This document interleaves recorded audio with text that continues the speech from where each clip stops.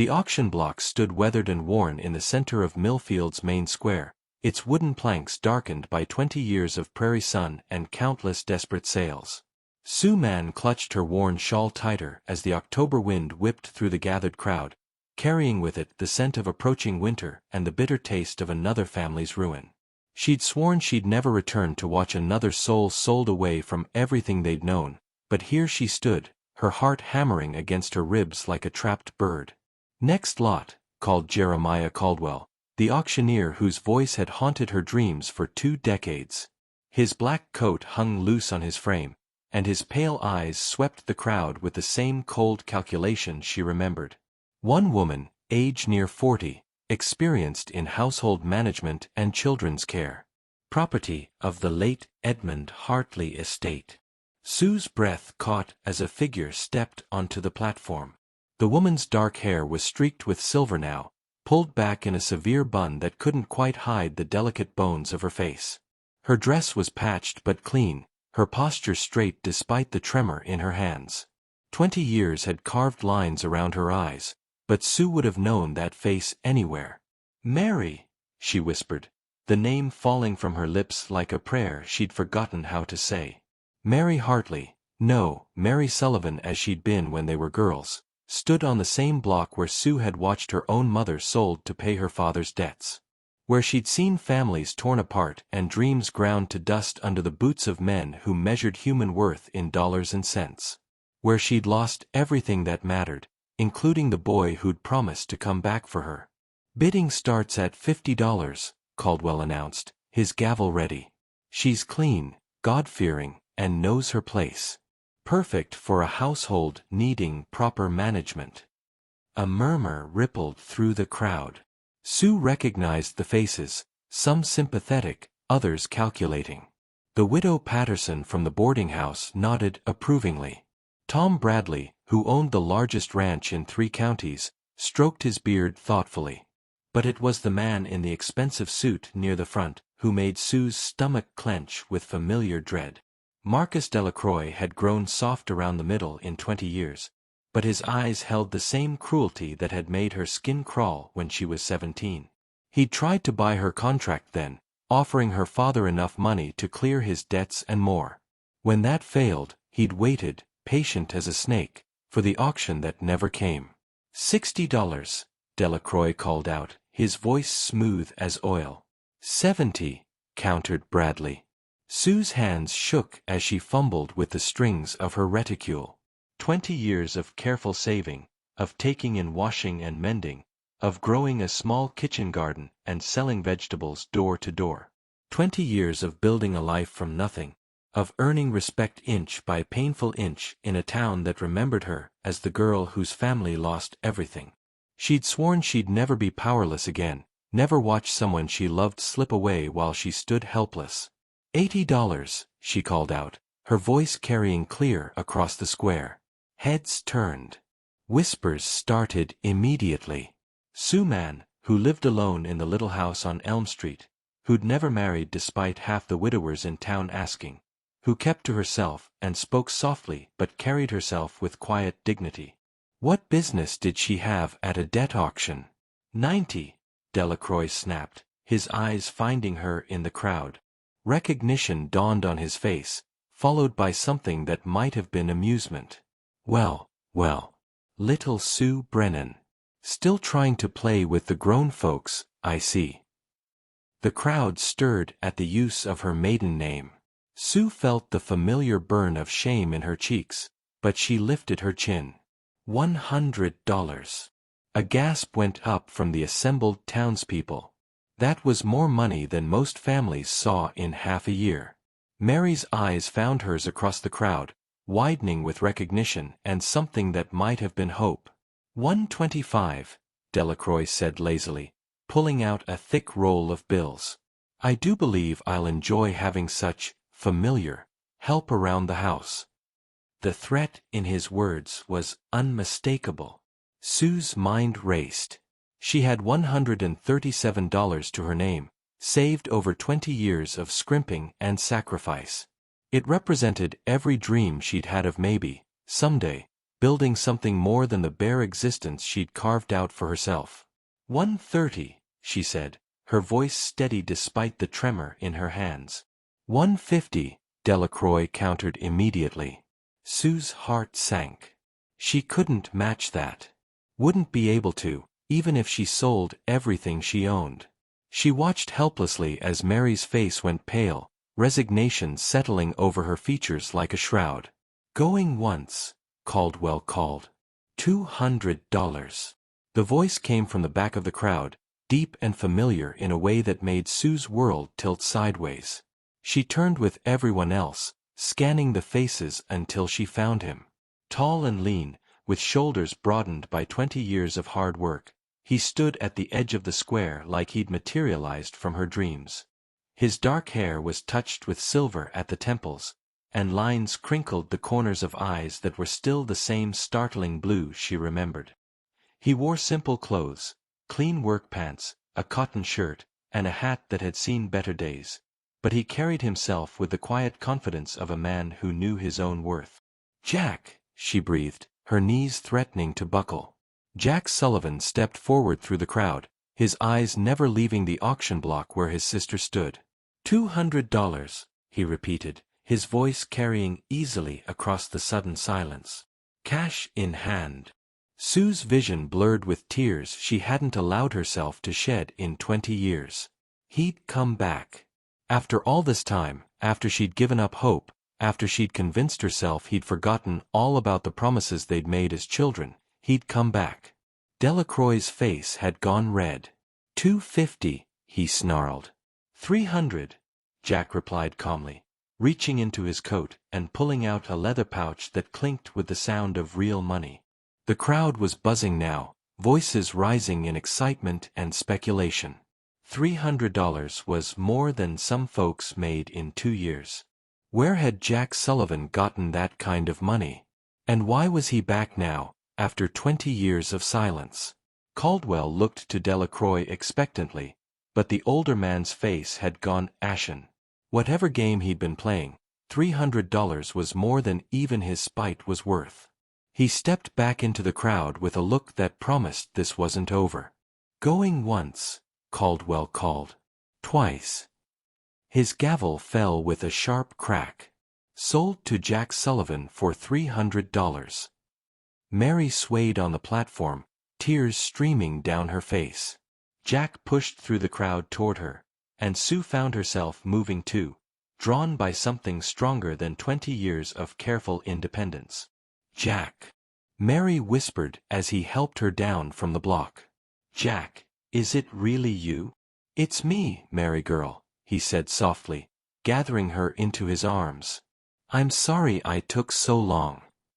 Sue stopped just outside their reunion, suddenly uncertain.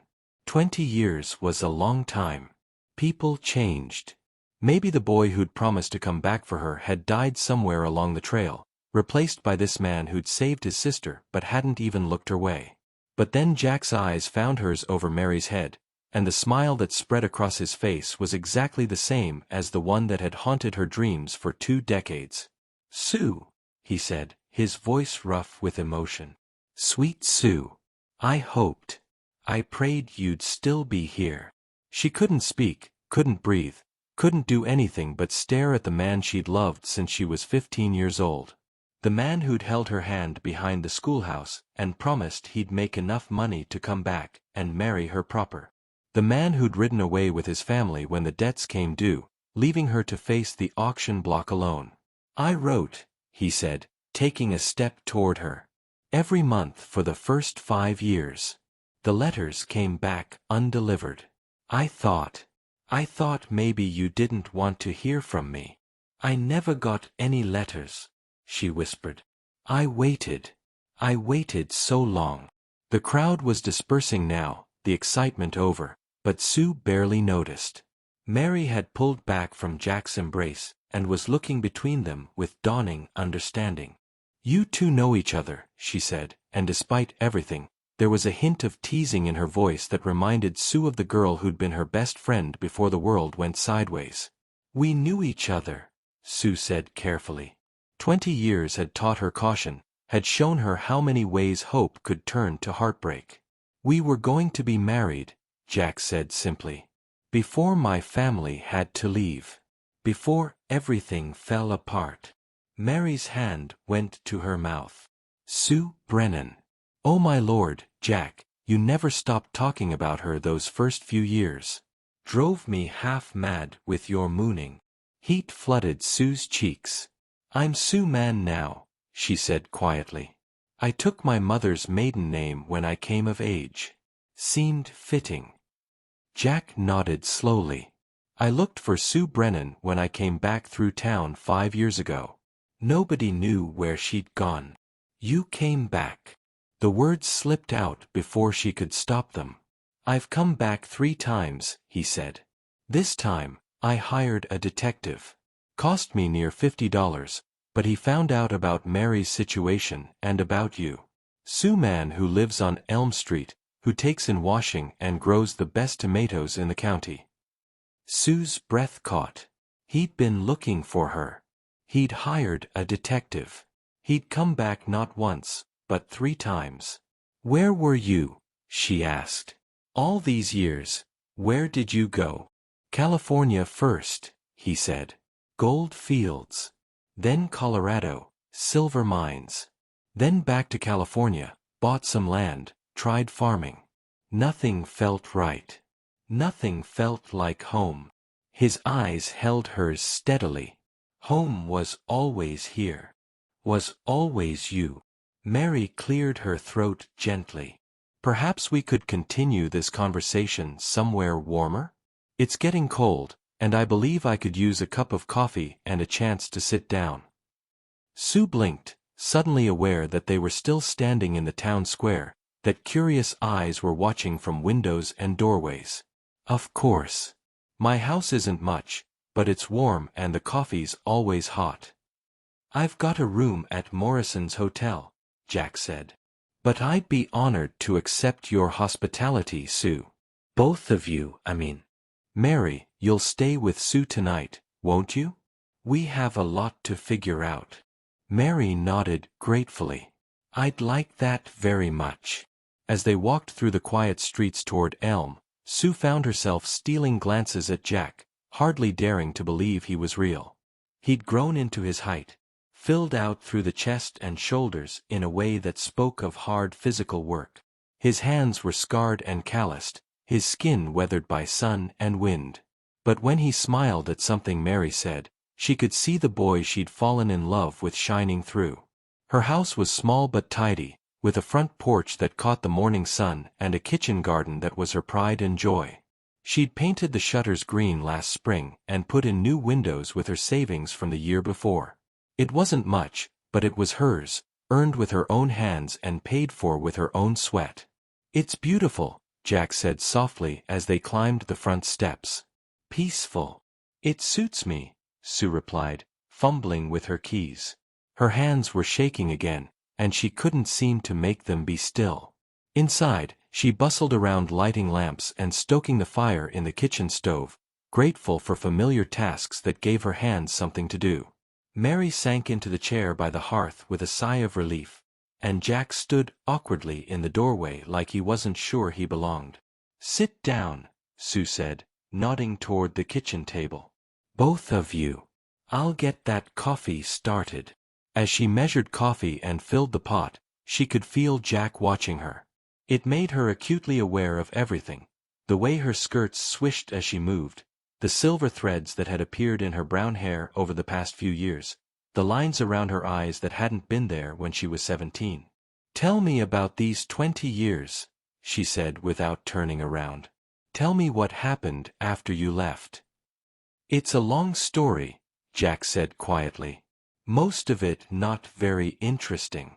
Work and travel and trying to forget things I couldn't forget." "I want to hear it," Sue said, turning to face him. "All of it. I want to know where you've been while I've been here." Mary was watching them both with eyes that were far too knowing. "Perhaps I should rest," she said diplomatically. "It's been a very long day." "The spare room is just up the stairs," Sue said. "First door on the right." There are quilts in the chest at the foot of the bed.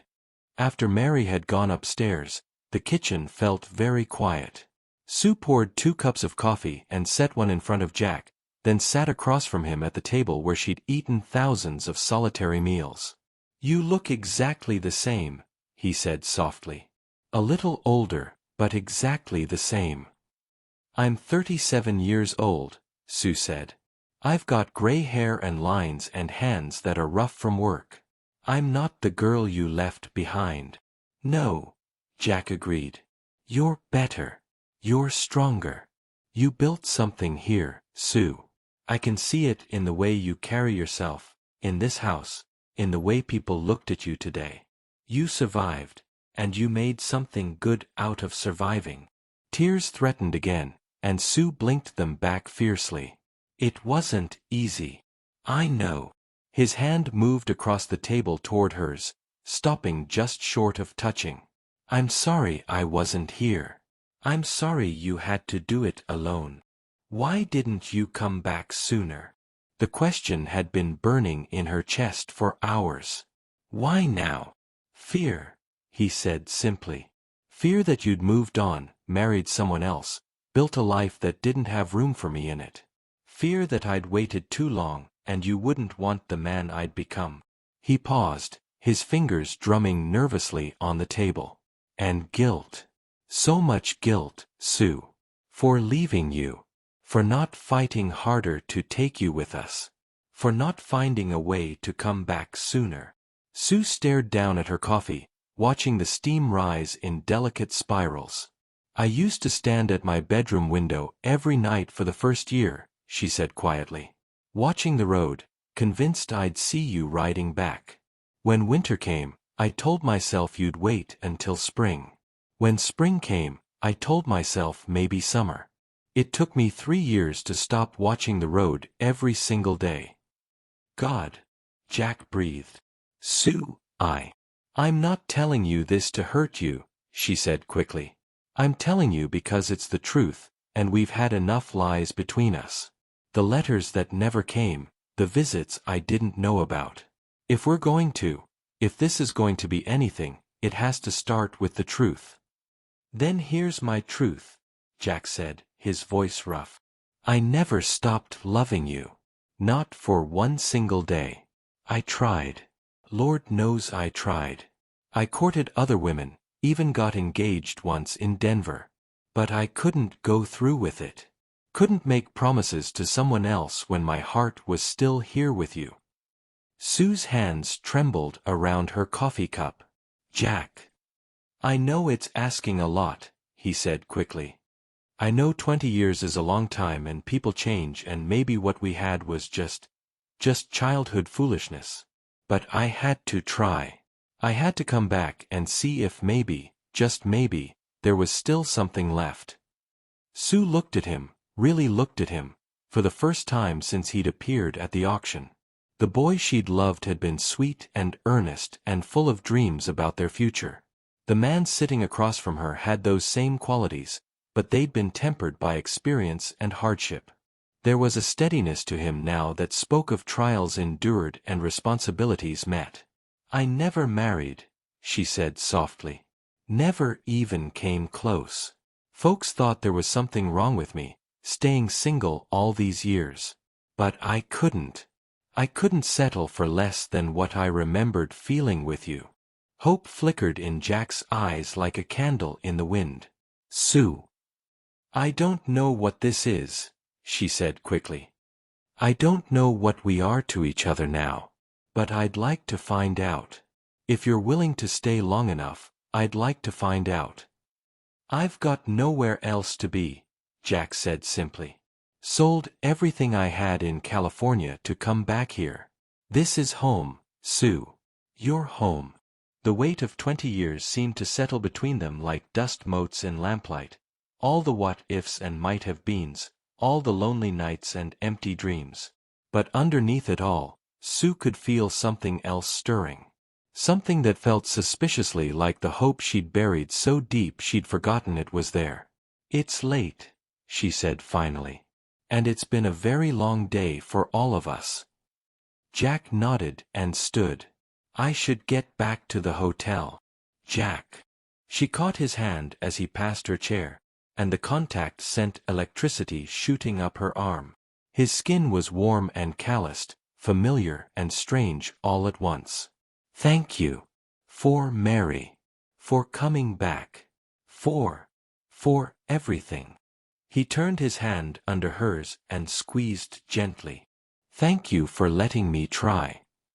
After he left, Sue sat in her kitchen for a long time, staring at the chair where he'd been sitting and trying to believe that this day had actually happened. That Jack Sullivan had walked back into her life after 20 years, had saved Mary from whatever fate Delacroix had planned, had looked at her like she was still 17 and beautiful and worth crossing a continent for. The house felt different somehow, as if Jack's presence had shifted something fundamental in the rooms she'd lived in alone for so long. She could still smell the faint scent of leather and soap that clung to his clothes, could still feel the phantom warmth of his calloused fingers against hers. 20 years of careful solitude seemed to have evaporated in the space of an evening, leaving her feeling exposed and vulnerable in ways she'd forgotten were possible. She rose and began clearing the coffee cups, her hands moving automatically through the familiar routine. But even the simple task of washing dishes felt different now, weighted with possibility and the strange sensation that her life had just taken a turn she couldn't predict or control. As she dried the cups and put them away in the cupboard Jack's father had built when she was a child, she found herself remembering other evenings, other conversations around this same table. Her mother had sat in the chair where Jack had been tonight, counting coins and worrying over bills in the months before everything fell apart. Her father had occupied that space too, in his better moments, reading to her from the Bible or helping her with her arithmetic. The chair had been empty for so long that seeing someone fill it again, seeing Jack fill it, felt like a small miracle. Upstairs, she could hear Mary moving around quietly, settling in for the night. The sound of another person in her house was strange after so many years of solitude, but comforting too. She'd forgotten how much she missed having someone to care for, someone whose welfare mattered more than her own carefully ordered routine.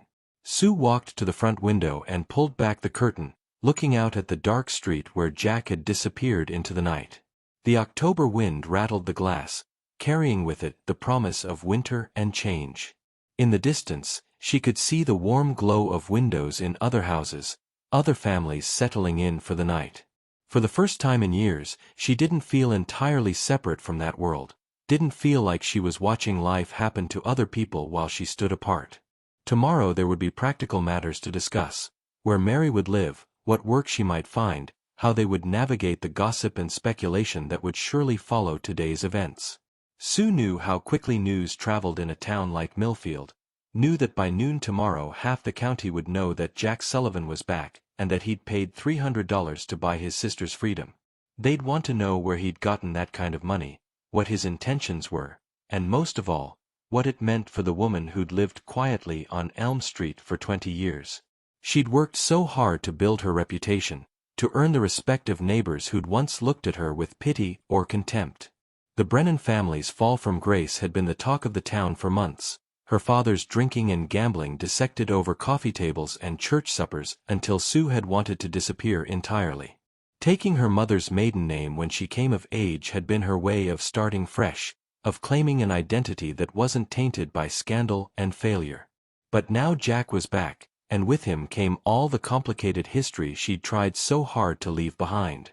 People would remember that Sue Brennan had been engaged to Jack Sullivan, would speculate about what his return meant for her carefully constructed independence. They'd wonder if the prim spinster on Elm Street was about to throw away 20 years of respectability for a man who'd disappeared without a trace. The thought should have terrified her. For 20 years, she'd prized her hard-won autonomy above all else, had built her entire identity around her ability to survive and thrive without depending on anyone. She'd taken pride in her self-sufficiency, in the small but comfortable life she'd created from nothing. The idea of risking all of that for a love that might not survive the harsh light of day should have sent her running. Instead, she found herself thinking about the way Jack had looked at her across the auction crowd, the recognition and longing in his eyes that had cut through 20 years of careful walls like they were made of paper.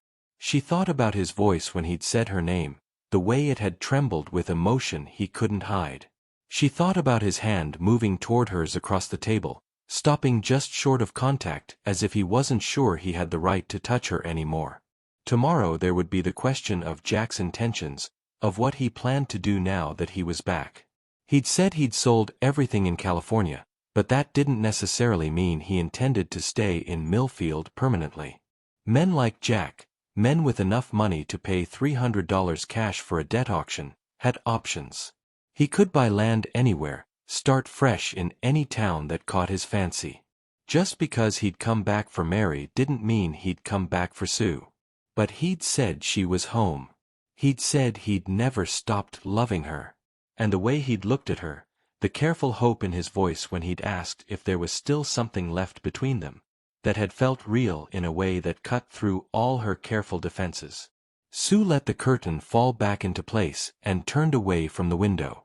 The kitchen felt larger without Jack's presence filling it, but somehow warmer too, as if something had been kindled that would take more than his absence to extinguish. She banked the fire in the stove and checked the locks on the doors, following the routine that had kept her safe and secure for so many years. As she climbed the stairs to her bedroom, she could hear Mary's gentle breathing through the thin walls. The sound reminded her of childhood sleepovers, of whispered conversations about boys and dreams and all the wonderful things they believed the future held. Mary had been the sister she'd never had, the closest thing to family she'd known after her parents died. Having her here now, safe and free, felt like a gift she'd never dared hope for. But it also complicated everything. Mary would need time to heal from whatever she'd endured during her marriage to Edmund Hartley, would need support and stability while she figured out what came next. Sue's small house and modest income could provide that, but it would mean sacrifices, adjustments to the quiet life she'd built. It would mean opening her heart to caring about someone else's welfare again, risking the pain that came with love and responsibility. She thought about Jack's sister as she'd been 20 years ago, bright and laughing, full of plans for her future. The woman who'd stood on the auction block today had been refined by suffering into something harder and more fragile, like glass that had been heated and shaped by forces beyond her control. But underneath the weariness and exhaustion, Sue had seen flashes of the girl she'd once known, sparks of humor and warmth that no amount of hardship had been able to extinguish entirely. In her own bedroom, Sue sat on the edge of her narrow bed and began unpinning her hair. The familiar routine of brushing and braiding usually calmed her, helped her transition from the concerns of the day to the peace of sleep. But tonight her mind refused to quiet, spinning through memories and possibilities like leaves caught in an autumn wind. She thought about the letters Jack claimed to have written, the ones that had somehow never reached her. Who would have intercepted them, and why? The postal service in Millfield had never been particularly reliable, but 5 years' worth of letters couldn't have all gone astray by accident. Someone had made sure she never knew that Jack was thinking of her, writing to her, perhaps even planning to return. Marcus Delacroix's face floated through her mind, his cold eyes and calculating smile. He'd had influence in town even 20 years ago, connections that reached into the bank and the courthouse and every business that mattered. If anyone had the power to interfere with mail delivery, it would be him. But why would he bother?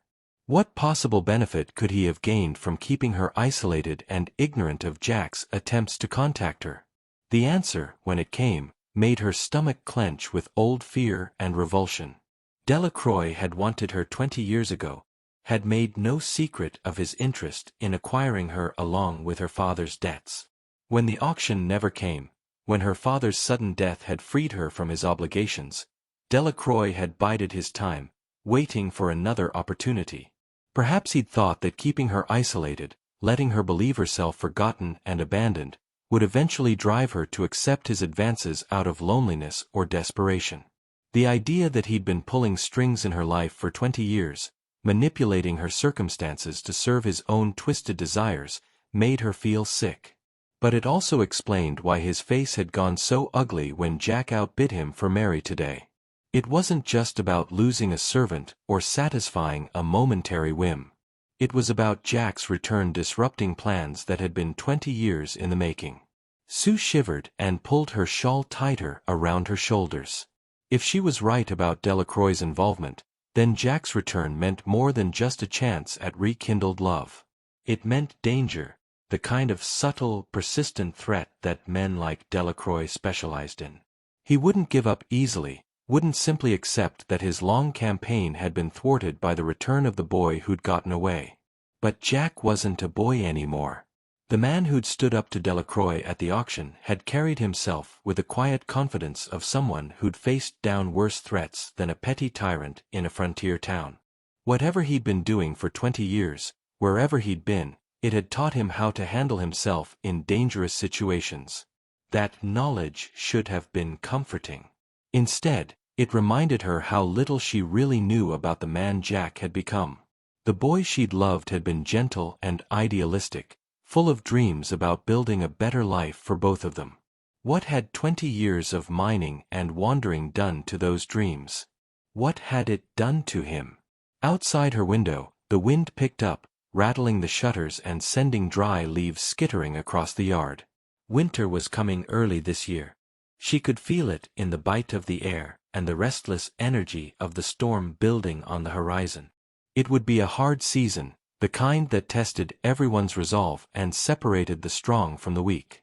But for the first time in 2 decades, Sue Mann fell asleep with hope singing in her veins and the sound of a familiar voice echoing in her dreams.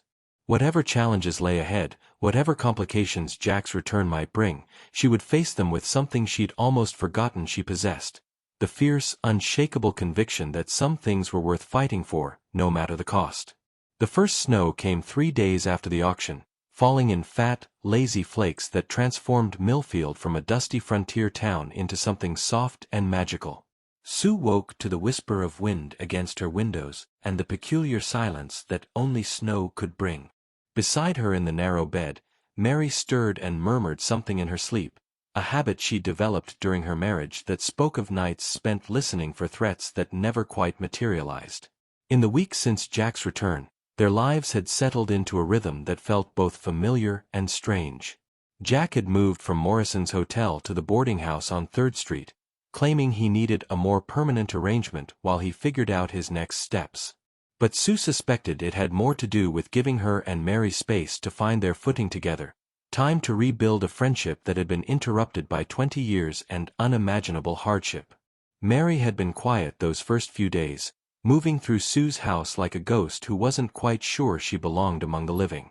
She helped with the cooking and cleaning without being asked, her movements efficient but careful, as if she were afraid of breaking something or overstepping invisible boundaries. It took Sue 3 days to realize that Mary was waiting for orders, for someone to tell her what she was worth and what was expected of her. "You don't have to earn your place here," Sue had said gently, catching Mary's hands as she folded the same quilt for the 3rd time. "You're not a servant. You're my friend, and this is your home for as long as you want it to be." Mary had broken down then, 20 years of held tears finally finding their release. Sue had held her while she sobbed, feeling her own walls crumble in the face of such raw grief. They'd stayed up until dawn that night, talking in the careful way of women who'd learned to guard their hearts but were tired of carrying their burdens alone. Edmund Hartley, Mary revealed, had been the kind of man who used kindness as a weapon, generosity as a chain. He'd rescued her from her family's poverty when she was barely 18, married her in a ceremony that had felt more like a transaction than a celebration. For 20 years, she'd lived in his fine house and worn his expensive gifts, knowing that every comfort came with a price that grew higher each year. "He never hit me," Mary said, her voice hollow in the firelight. "Never raised his voice. But he had ways of making me understand my place, of reminding me that everything I had existed at his pleasure. The clothes, the house, even the food I ate, all of it could disappear if I displeased him." Sue had listened in growing horror as Mary described a marriage that was a masterclass in quiet cruelty. Hartley had isolated her from friends and family, convinced her that she was fortunate to have his protection, that a woman like her, a woman with no money or connections, couldn't survive on her own. When he died suddenly of a heart attack, she discovered that his debts exceeded his assets, that the fine house and elegant furnishings had all been bought on credit that she was now expected to repay. "I thought about running," Mary admitted. "Just taking what I could carry and disappearing into the night. But where would I go? What would I do? 20 years of being told I was helpless had convinced me it was true." "But it wasn't true," Sue said firmly. "Look at you now. You survived him, survived the auction, survived having everything taken away. That takes strength, Mary. More strength than most people ever have to find." Now, watching Mary sleep peacefully for the first time since her arrival, Sue felt a fierce protectiveness rise in her chest. No one would hurt her friend again, not if she had anything to say about it. Whatever it took, whatever sacrifices were necessary, she would make sure Mary had the chance to discover who she really was underneath 20 years of imposed limitations. A soft knock at the front door interrupted her thoughts. Sue slipped quietly from bed and wrapped her shawl around her shoulders, tiptoeing downstairs so as not to wake Mary. Through the frosted glass, she could see Jack's tall figure outlined against the snowy street. "You're early," she said softly as she opened the door, though her heart lifted at the sight of him. He'd been coming by every morning for the past week, ostensibly to check on Mary, but really, Sue suspected, to see her.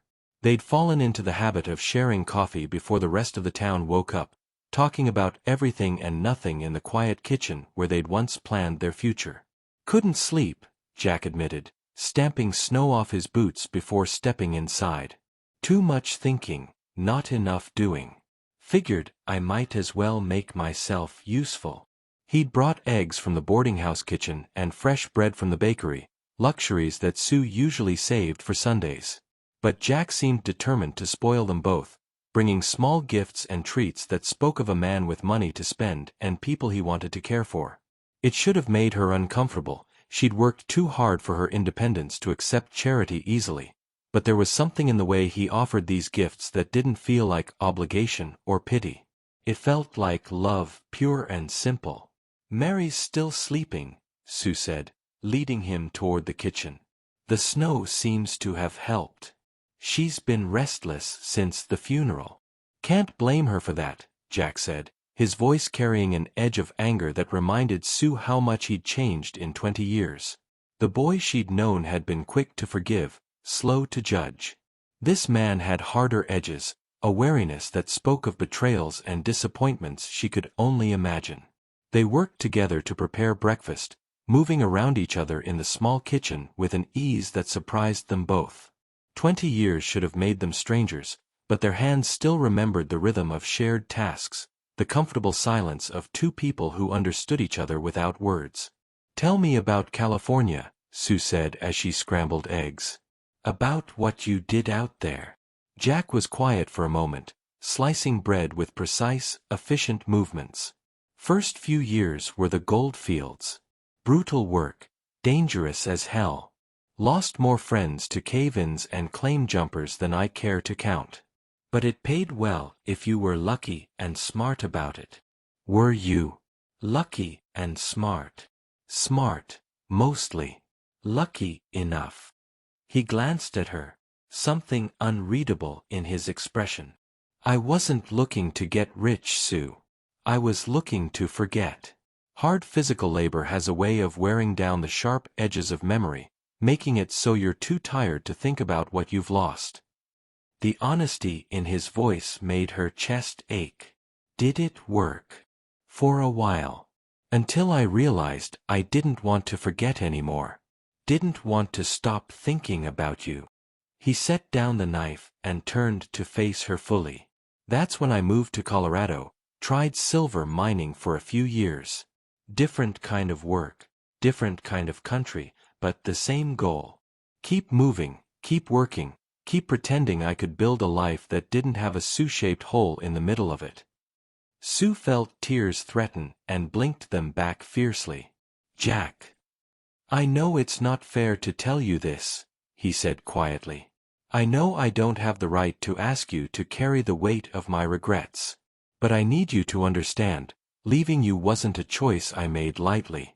It was the hardest thing I've ever done, and not a day has passed that I haven't regretted it.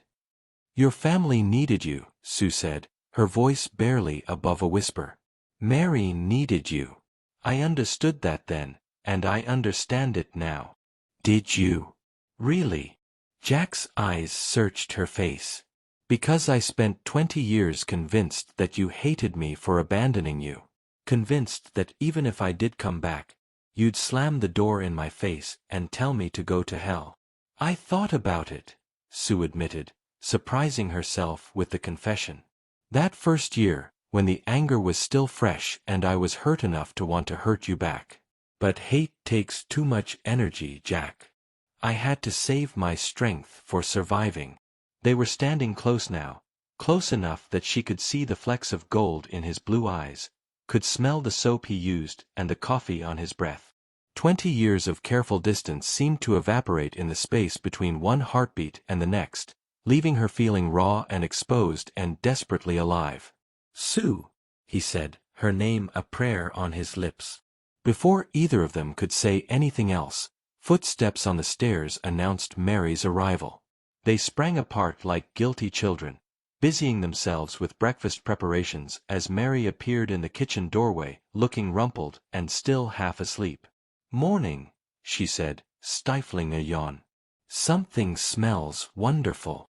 Jack brought eggs and fresh bread, Sue said, grateful for the excuse to turn away and hide her burning cheeks. I thought we'd have a proper breakfast for once. Mary's eyes moved between them, taking in Jack's too casual stance and Sue's flustered movements. A small smile played at the corners of her mouth, but she didn't comment, settling instead at the kitchen table with a grateful sigh of someone who was finally learning to trust in simple comforts. Over breakfast, they talked about practical things, the approaching winter, the need for more firewood, Mary's tentative plans to look for work in town. But underneath the mundane conversation, Sue could feel something shifting, some fundamental change in the dynamic between the three of them. They were becoming a family of sorts, bound together by shared history and mutual protection in ways that felt both natural and revolutionary. After Jack left for his daily rounds, checking in with potential employers, gathering information about available land, making the connections a man needed to rebuild his life in a small town, Sue and Mary set about preparing for winter in earnest. There were preserves to make from the last of the garden vegetables, quilts to mend, and firewood to stack. Hard work, but satisfying in the way that preparation always was, the knowledge that they were taking control of their own survival. He's different than I expected, Mary said as they worked side by side, cutting vegetables for pickling.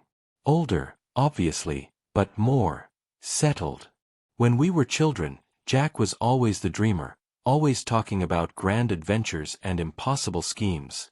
This man knows what he wants. And what does he want? Sue asked, though she suspected she knew the answer. You, Mary said simply. A life with you. A chance to make up for 20 years of lost time. She paused in her cutting, looking directly at Sue. The question is, what do you want? It was the question Sue had been avoiding for 2 weeks, the one that kept her awake at night staring at the ceiling and wondering if she was brave enough to risk everything she'd built for the chance at something more. What did she want? Security. Independence. The quiet, controlled life she'd worked so hard to create? Or did she want Jack Sullivan back in her bed and her heart and her future, with all the chaos and uncertainty and devastating joy that would bring? I don't know, she said honestly. I thought I did, but now, everything's changed so fast. A month ago, my biggest worry was whether the tomatoes would ripen before the first frost. Now I'm thinking about things I haven't dared think about in 20 years. Such as marriage, children, though it's probably too late for that. A partnership, someone to share the load with. Sue's voice dropped to barely above a whisper. Someone to love who might actually stay long enough to love me back.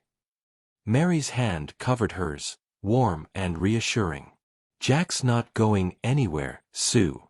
Whatever else has changed about him, that much is certain. He came back for you, and he's not leaving again. How can you be so sure? Because I know my brother. And because I've seen the way he looks at you, like your water in the desert, and he's been dying of thirst for 20 years. That afternoon brought their first real test of the winter to come. The temperature dropped 20 degrees in as many minutes, and the lazy snowfall turned into a driving blizzard that reduced visibility to mere feet. Sue was banking the fires and securing the shutters when Jack appeared at her door, his coat white with snow and his face grim with concern. "Storm's going to be a bad one," he said without preamble. "I've got supplies at the boarding house, but I'm not leaving you and Mary here alone if the roof caves in or the pipes freeze." "Jack, you can't stay here," Sue protested, even as part of her leaped at the prospect. "What will people say?" "Let them say what they want," he replied, already shrugging out of his coat. "I'm not risking your safety for the sake of propriety." Mary appeared from the kitchen, took one look at the snow piling against the windows, and nodded approvingly. "Good thinking. We'll need all hands if this keeps up. Sue, help me move some quilts down to the sitting room. If we lose heat upstairs, we'll want to stay close to the kitchen stove." For the next 3 days, the blizzard raged with a fury that reminded them all why winter on the frontier was not to be taken lightly. They huddled together in the small house, sharing meals and stories and the kind of enforced intimacy that could either drive people apart or bind them together forever. Jack proved his worth quickly, keeping the fires burning and the pipes from freezing with the competence of a man who'd learned to survive in harsh conditions. But it was the quiet moments Sue treasured most, the way he read aloud from her small collection of books while she and Mary worked on mending, the stories he told of his adventures out west that made them laugh until their sides ached, the comfortable silences when words weren't necessary. On the second night, when the wind was howling like a living thing and the house shook with each gust, Sue woke to find Jack sitting by the kitchen stove, feeding wood to the flames. "Couldn't sleep," he said when she joined him. "Too many memories of winter storms that turned deadly. Wanted to make sure we stayed warm." Sue wrapped a quilt around her shoulders and settled beside him on the wooden bench he'd pulled near the stove. "Tell me about the worst one." "Colorado, 3 years ago. Got caught in a blizzard while checking claims up in the mountains. Storm lasted 6 days, and by the end we were burning furniture to stay alive. Lost 2 men to frostbite, and I came closer to dying than I care to remember." "Is that why you came back? Because of the danger?" Jack shook his head. "I came back because I realized I was already dead, just too stubborn to admit it. You can't live without a heart, Sue, and I left mine here 20 years ago." The simple honesty of his words cut through her defenses like a blade through silk. Before she could lose her nerve, she reached for his hand, threading their fingers together in the firelight. "I'm scared," she admitted. "Terrified, actually. I've built my whole life around not needing anyone, not depending on anyone. The idea of risking that for love. It feels like jumping off a cliff with no idea if there's water below." "Then don't jump alone," Jack said softly. "Jump with me. We'll figure out how to fly on the way down." On the 3rd day, the storm finally broke, leaving behind a world transformed by snow and ice. They ventured outside together to assess the damage, marveling at the beauty of the crystalline landscape while checking for broken branches and damaged roof shingles. The cold air was sharp in their lungs, invigorating after 3 days of confinement, and Sue found herself laughing as Jack pelted her with a perfectly aimed snowball.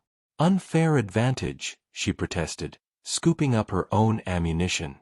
"You've had 20 years to practice. And you've had 20 years to get slow and soft," he teased, dodging her return fire with ease. The snowball fight that followed was ridiculous and childish and exactly what they needed after the intensity of the storm. Mary joined in from the porch, shouting encouragement and mock outrage as snow flew in all directions. For a few precious minutes, they were children again, free from the weight of adult responsibilities and the complicated history that lay between them. It was during this moment of pure joy that Marcus Delacroix chose to make his appearance. Sue saw him first, a dark figure on horseback, picking his way carefully through the snow-covered street. Her laughter died in her throat, and Jack turned to follow her gaze, his entire body going tense as he recognized the threat. "Well, well," Delacroix called out as he reined in his horse at Sue's front gate. "Quite the cozy little scene. The wandering son returns to play house with the spinster and the widow." "Delacroix," Jack said, his voice flat and dangerous. "What do you want?" "Just checking on my neighbors after the storm," Delacroix replied with false concern. "Making sure everyone survived the difficulties of being snowed in together. You know how people talk in a small town." Sue felt heat flood her cheeks, but before she could respond, Jack stepped forward, placing himself between her and Delacroix's horse. "I'd be real careful about what you're implying," he said quietly. "Real careful." Delacroix's smile was all teeth and no warmth. "No implications necessary, Sullivan. Facts speak for themselves. 3 adults, 1 small house, 3 days and nights with no supervision. I'm sure the good people of Millfield will draw their own conclusions." "Let them," Sue said, finding her voice at last. "I'm not ashamed of offering shelter to friends during a blizzard." "Friends," Delacroix repeated mockingly. "Is that what we're calling it? How quaint." His eyes moved over her in a way that made her skin crawl. "Of course, if you're concerned about your reputation, I'm sure we could come to some arrangement. A woman in your position needs protection, after all. Especially with winter coming on." "She's got all the protection she needs," Jack said, his words carrying a warning that would have made a smarter man back down. But Delacroix had never been known for his intelligence, only his cunning and his cruelty. "From you? A drifter who shows up after 20 years with a pocket full of mysterious money? I wonder what the sheriff would think about that." The threat was unmistakable, and Sue felt ice that had nothing to do with the weather settle in her stomach. In a town like Millfield, suspicion could be as deadly as a bullet, and Delacroix had the connections to make his implications stick. "Nothing mysterious about honest work honestly paid for," Jack replied evenly. "But I suppose that's a concept you wouldn't understand." "Careful, Sullivan. You're new here, again. It would be a shame if your welcome were to wear out so quickly." With that parting shot, Delacroix wheeled his horse around and rode away, leaving the 3 of them standing in the snow-covered yard feeling like the sunshine had gone out of the day. "That was a threat," Mary said quietly. "He's planning something." Jack nodded grimly. "Question is what, and how soon?" Sue looked back at her house, at the warm glow of lamplight in the windows and the smoke rising peacefully from the chimney. For 3 days, she'd allowed herself to believe that happiness might be possible, that the past could be left behind and a new future built on the foundation of rediscovered love. Now, staring at the tracks Delacroix's horse had left in the pristine snow, she realized that some battles couldn't be avoided, no matter how much you wanted peace. The war for her future, and Jack's, had just begun. But as Jack's arm came around her shoulders and Mary moved to stand on her other side, Sue felt something she'd almost forgotten existed, the power of people who stood together against the darkness. Whatever Delacroix was planning, whatever weapons he thought he could use against them, he'd made one crucial mistake. He'd underestimated what 3 people who had nothing left to lose could accomplish when they decided to fight.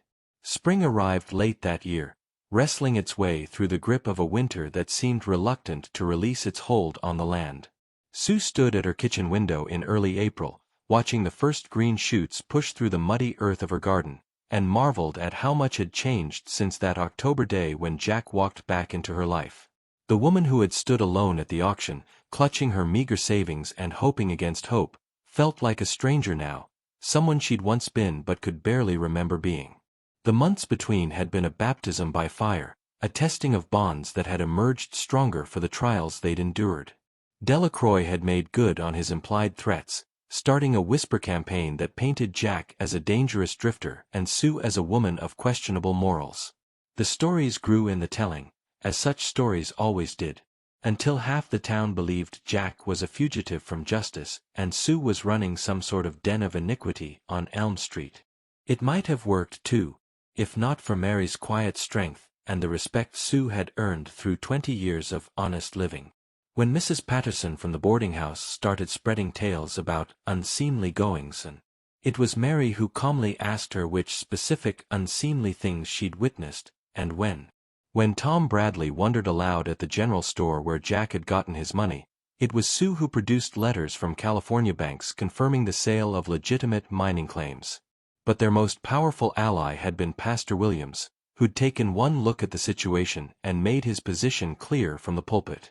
"Judge not, lest ye be judged," he'd thundered one Sunday morning, his eyes finding Delacroix in the front pew. "And remember that our Lord himself was accused of keeping unseemly company. Perhaps we should concern ourselves more with the condition of our own souls and less with casting stones at our neighbors." The sermon had turned the tide, but it hadn't ended the war. If anything, it had driven Delacroix to more desperate measures. Sue's washing customers began canceling their orders, claiming they'd found other arrangements. The bank suddenly discovered irregularities in her account that required extensive investigation. Small harassments that were impossible to prove but devastating in their cumulative effect. Through it all, Jack had been a rock, his presence a constant reminder that she wasn't facing these challenges alone. He'd found work at the sawmill, using skills learned in the lumber camps of California to earn an honest wage and prove his worth to the community. Every evening, he'd arrive at Sue's door with his hat in his hands and hope in his eyes, never presuming but always present, building trust the way his father had once built furniture, slowly, carefully, with attention to every joint and angle. It was during one of these evening visits, in late February when the snow lay 3 feet deep and the wind howled like a living thing, that Jack had finally asked the question that had been hovering between them for months. "Marry me, Sue," he'd said quietly, his rough hands gentle as they framed her face. "Not because it's practical or because it would silence the gossips, but because I love you. Because I've loved you for 22 years, and I want to spend whatever time I have left proving it to you, every single day." She'd said yes through tears that felt like a spring thaw after the longest winter of her life. They'd married 3 weeks later in Pastor Williams' parlor, with Mary as witness and the promise of a spring ceremony for the community when the weather broke. It had been a simple affair, no white dress or elaborate flowers, just two people who'd found their way back to each other after decades of wandering in the wilderness. The wedding night had been tender and awkward and beautiful, a rediscovery of intimacy between two people who'd changed in fundamental ways but whose hearts still recognized each other across the years. Jack had been patient with her fears, gentle with her uncertainties, and passionate in ways that reminded her why she'd fallen in love with him in the first place. Now, 3 months later, Sue was still adjusting to the reality of shared space and shared dreams. Having a husband again felt strange after 20 years of independence, but Jack seemed to understand her need for autonomy, never trying to control or constrain but simply offering partnership in its truest form. They worked together in the garden, planned together for the future, and faced together whatever challenges each day might bring.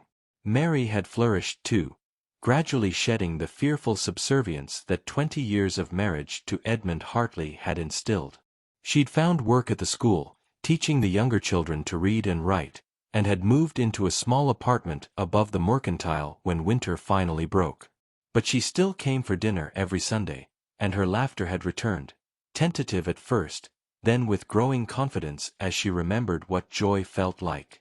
It was Mary who brought word of the latest crisis, arriving breathless at Sue's door on a warm April morning with news that made Sue's blood run cold. "They've arrested Jack," she said without preamble. "Sheriff Morrison came to the mill an hour ago with some sort of warrant. They're saying he stole money from a bank in California, that he's been wanted for robbery for the past 5 years." Sue felt the bottom drop out of her world. "That's impossible. Jack would never." Of course he wouldn't, Mary said firmly. But someone's made it look like he did. The sheriff had documentation, Sue. Official papers with seals and signatures. Someone went to a lot of trouble to make this look real. They both knew who that someone was, though neither spoke his name aloud.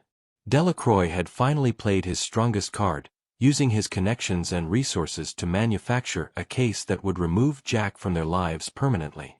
If the charges stuck, Jack would be extradited to California to face trial, and even if he was eventually cleared, the process could take years. Where are they holding him? Sue asked, her mind already racing through possibilities. The jail behind the courthouse. Sheriff Morrison seemed almost apologetic about it, like he didn't quite believe the charges himself but couldn't ignore the paperwork. Sue was already reaching for her shawl and bonnet. Then we'd better go see what we can do about getting him out. The Millfield jail was a small, crude building that smelled of unwashed bodies and despair. Sheriff Morrison, a decent man caught between duty and doubt, let Sue visit with Jack for a few minutes while Mary waited in the outer office. Jack looked older in the dim light filtering through the barred window, his face haggard with worry and frustration. But his eyes lit up when he saw her, and he reached through the bars to take her hands in his. "Sue, I didn't do this thing," he said urgently. "Whatever papers they've got, whatever evidence they think they have, it's all lies. I never robbed anyone, never took anything that wasn't mine by right." "I know," she said simply. "I never doubted that for a second." Relief flooded his features. "The papers claim I robbed the Stockton City Bank in 1878, made off with nearly $1,000. But I can prove I was nowhere near Stockton that year. I was working a claim up in the Sierra Nevada, had partners who can vouch for me." "Then why haven't you told the sheriff that?" Jack's face darkened. "Because someone's been very thorough. The men who could vouch for me are dead, Sue. Both of them died in a mine collapse 3 years ago. Convenient, isn't it?" Sue felt ice settle in her stomach. Delacroix's reach was longer and more vicious than she'd imagined. To orchestrate something like this, to research Jack's past well enough to know which alibis couldn't be verified, suggested a level of calculation that was truly terrifying. "There has to be something," she said desperately. "Some way to prove your innocence." "Maybe. I've got some documents back in my room at the boarding house. Letters, bank records, things that might help establish a timeline. But I'm not sure Morrison will let me send for them." "I'll get them," Sue said immediately. "Tell me what to look for." Jack gave her detailed instructions about where to find his papers, what documents would be most useful, and which names she should contact if she could find a way to send telegrams to California. It wasn't much, but it was a start. As she prepared to leave, Jack caught her hand again, his grip desperate. "Sue, if this goes bad, if they take me away." "They won't," she said fiercely. "I won't let them. But if they do, I need you to know that these past few months have been the happiest of my life. Getting to love you again, getting to be your husband even for this short time, it's been worth everything that came before." Sue leaned forward and kissed him through the bars, pouring all her love and determination into the contact. "Save the farewells for when we're old and gray," she said. "We're not done fighting yet." The next few days were a whirlwind of activity as Sue and Mary worked to build Jack's defense. They gathered character witnesses, collected documents, and sent telegrams to California trying to verify Jack's story. Pastor Williams proved invaluable, using his connections with other ministers to track down people who might have known Jack during his years out west. But for every piece of evidence they found in Jack's favor, Delacroix seemed to have an answer. When they produced letters showing Jack had been working legitimate claims, official documents appeared suggesting those claims had been stolen from their rightful owners. When witnesses came forward to vouch for Jack's character, counter-witnesses emerged to question his past associations. It was a masterclass in character assassination. and Sue began to understand just how powerful and ruthless their enemy really was. Delacroix wasn't just trying to remove Jack from the picture, he was systematically destroying any chance Jack might have of building a life anywhere, ensuring that even if he escaped these charges, his reputation would be so damaged that no decent community would welcome him. The breakthrough came from an unexpected source. Mrs. Patterson, the boarding house owner who'd been one of Delacroix's most vocal supporters, appeared at Sue's door one evening looking deeply uncomfortable.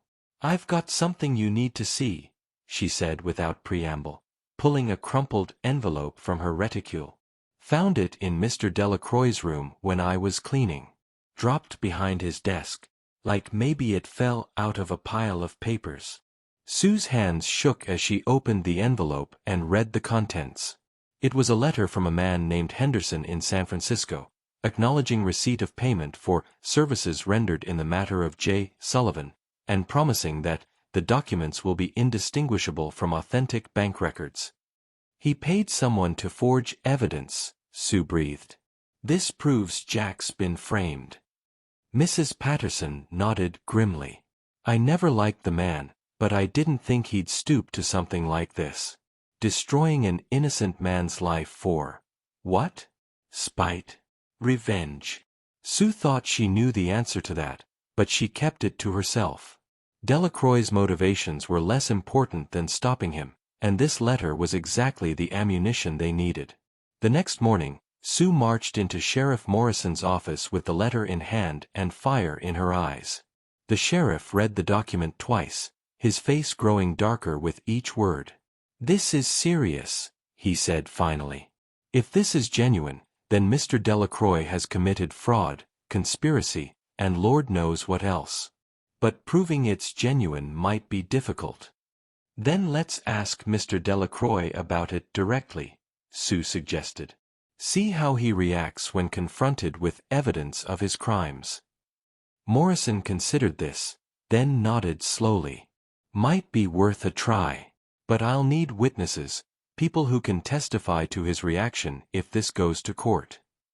Within an hour, they'd assembled an impressive group in the sheriff's office. Pastor Williams was there, representing the moral authority of the community. Tom Bradley had come as one of the town's leading businessmen. Mrs. Patterson was present as the source of the evidence, and Mary stood beside Sue as both witness and support. When Delacroix arrived in response to the sheriff's summons, his usual smugness faltered at the sight of so many grave faces. He tried to bluster his way through the initial questions, claiming ignorance of any wrongdoing and suggesting that Jack's supporters were simply trying to create doubt where none should exist. But when Morrison produced the letter and read it aloud, the color drained from Delacroix's face like water from a broken dam. "I've never seen that document before in my life," he said, but his voice lacked conviction. "Anyone could have written it. Anyone could have forged my name or planted it in my room." "Funny thing about that," Mrs. Patterson spoke up. "See, I remember you getting a letter from San Francisco about 3 weeks ago. Expensive paper, fancy seal. You were real pleased about something when you read it, kept chuckling to yourself like you'd heard the best joke in the world." "That proves nothing," Delacroix snapped, but sweat was beading on his forehead despite the cool morning air. Pastor Williams leaned forward, his voice carrying the weight of moral authority. "Marcus, I've known you since you were a boy. You were always clever, always scheming, but I never thought you'd sink to something like this. An innocent man's life hangs in the balance. Surely your conscience—" "My conscience is clear," Delacroix interrupted, but his eyes wouldn't meet the pastor's gaze. "I have no idea what any of you are talking about." It was Tom Bradley who delivered the killing blow.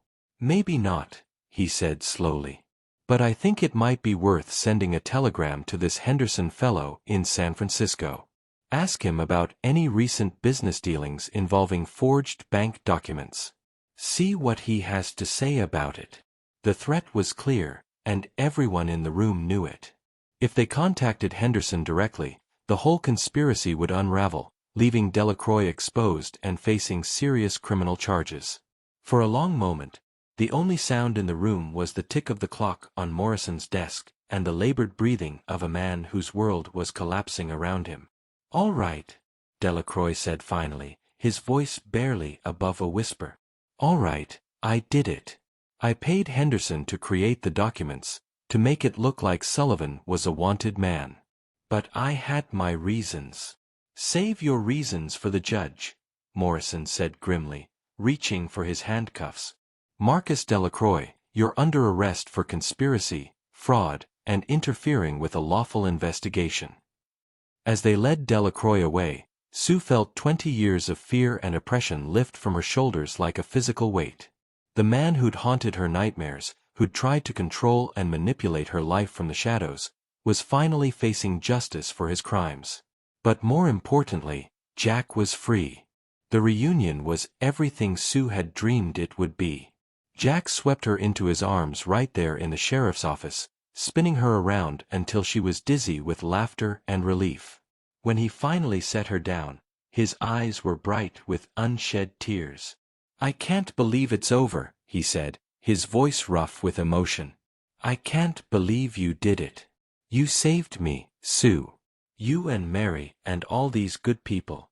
You saved my life." "We saved each other," she corrected. "That's what family does."